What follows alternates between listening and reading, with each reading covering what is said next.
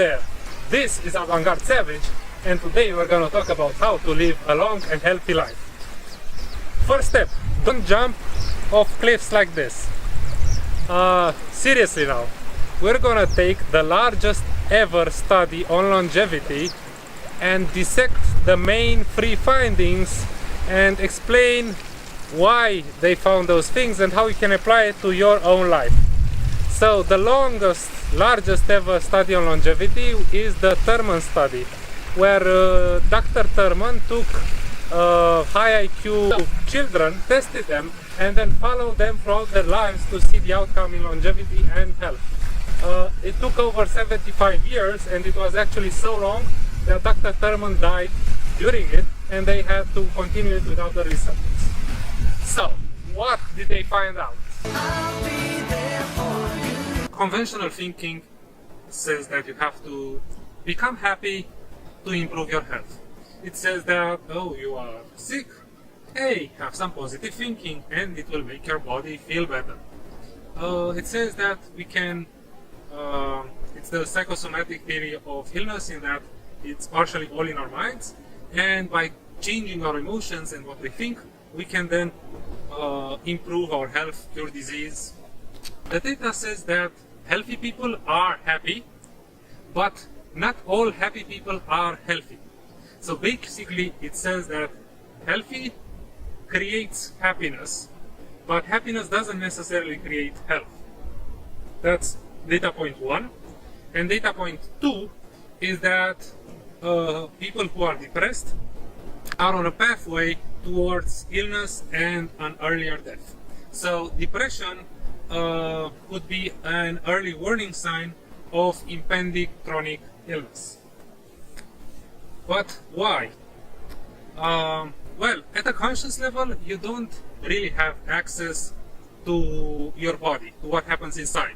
I mean, you can see the light outside, you can feel the wind on your skin, but you don't feel your red blood cells moving through the arteries, you don't feel your enzyme digesting food, you don't feel the immune system activating when there is a bug. And maybe more crucially, you don't feel when maybe you have some cancerous cells, or if your heart isn't working well. This lack of direct contact, I think, has led to our current paradigm where we feel dissociated from the body. We say the mind is in a way separate from the body, like religion says the soul is completely separate from the body. But this is not true. Emotions, and when I say emotion, I say all feelings, are signaling systems. They are a way to send information. And part of the information that they send is about our own bodies. So feeling depressed is information about the body. However, it is transmitted at a monkey level, let's say, and we do not know consciously how to decode it. We rely on such imperfect signaling methods such as emotions for important stuff like the health of your body. I think it's because consciously we are very limited in terms of speed and the amount of information that we can process, and emotions are a shortcut. They are a holistic snapshot of the current state of you overall, taking into account what happens inside, what happens outside, what your monkey's model predicts will happen, and they give you a very short, like a one-word summary of what should actually be described in probably a 500-page novel, so that you can act at that moment. Because if you had to read a 500-page novel, by the time you finished it, it would have been irrelevant, because everything had changed. So we need to trust our emotions and to decode them as something not just emotional, psychological, not just about how you are feeling about people around you, but also about what is the actual health of your body. It's critical information that we are ignoring. So what should you do? Well, that take into account your emotions and think about health as part of what creates those emotions. And the next time that you feel depressed or sad, don't try to make the feeling go away. This is a big problem because modern medicine and in part psychology and psychiatry focus on making you feel better or taking away the symptom. In this case, on making depression go away through either entertainment, distracting yourself, or even medication. But depression is an information. It tells you something. If you take that away, you cannot take the action necessary.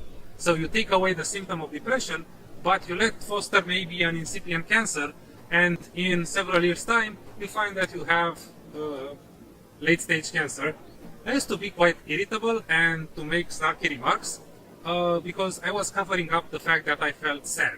And this sadness was a lot to do with feeling unwell and having lack of energy. I tried a lot of techniques of positive thinking, of forcing myself to think good positive thoughts and taking away the negative thoughts to be happier, and it didn't really work.